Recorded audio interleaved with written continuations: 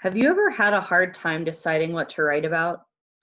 Today we are going to learn a good strategy for coming up with ideas for personal narrative stories. If we have good strategies for generating story topics, we won't waste our time and we'll have more time to write. We're going to read this story, Blackberry Picking with Grammy. Grammy, I have been waiting all morning for this, I told her with excitement as she rocked in her rocking chair on the front porch waiting for me.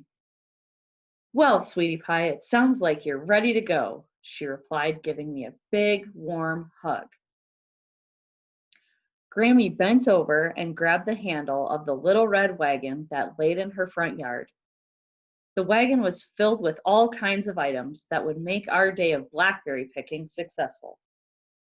She packed 2 thermoses of water and sunscreen because berry picking can get awfully tiring in the sun after a while. She also packed mixed nuts, sliced apples, and crackers for our mid-picking snack. Last, she packed 2 medium-sized buckets for us to put our berries in as we plucked them from the bushes. We made our way down the hill and through the tall green grass behind Grammy's house. We continued walking down until we stopped at the edge of the woods. There they were, the same big blackberry bushes we'd picked berries from the last few years together. Suddenly, the feeling of happiness washed over me as I thought about picking berries with Grammy in the past. Remember the rules, darling? Grammy asked me as we began. I sure do. 1 berry for me and 10 for the pot, I giggled. That's right, smart girl. Grammy winked at me and patted me lightly on the head. Grammy grabbed a bright green branch and pulled it close to us. Over the years, I've gotten better at carefully picking the berries without getting stuck by too many thorns. Grammy and I both were sure to wear long sleeves and pants to avoid the bugs and scratching our arms. We each picked our first berry and held them out towards each other, touching them together gently. Cheers, we said at the same time and popped the blackberry in our mouths. This was a tradition that we had done before to mark the picking of our first berries. It was sweet and juicy as I bit down and it melted in my mouth. I could hardly wait until Grammy and I picked enough to make her famous blackberry cobbler. I knew we'd be picking until we grew tired, but I didn't mind because this was by far my favorite thing to do with my Grammy. In the story, the author wrote about a person that was special to her, but she didn't just write a biography about her. She didn't write a whole story about what she looks like, where she lives, and what her hobbies are. Personal narratives are not biographies. Instead, she wrote about a special memory that she shares with this person.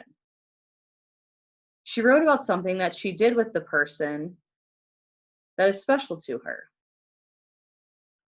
The author is still the main character, and we know that personal narratives are stories that we write about ourselves. One way that authors generate story ideas is to brainstorm memories they have with a person that is special to them. So I'm going to show you an example of how we could do this.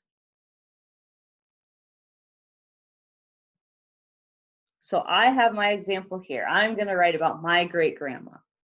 And so I'm going to think about things that I have done with her that are special to me. So I might write about swimming at the lake. She had a lake by her house and we would go there often and we had lots of fun swimming. We used to plant flowers in her garden. That was something else that we used to do together that was special. We used to bake all sorts of things together. So that would be a memory. And every memory I have with this person, I can add another spot on my map. This gives me 3 ideas just here that I can use to help me think of a personal narrative for the day. So that is one way that we can generate ideas for personal narratives.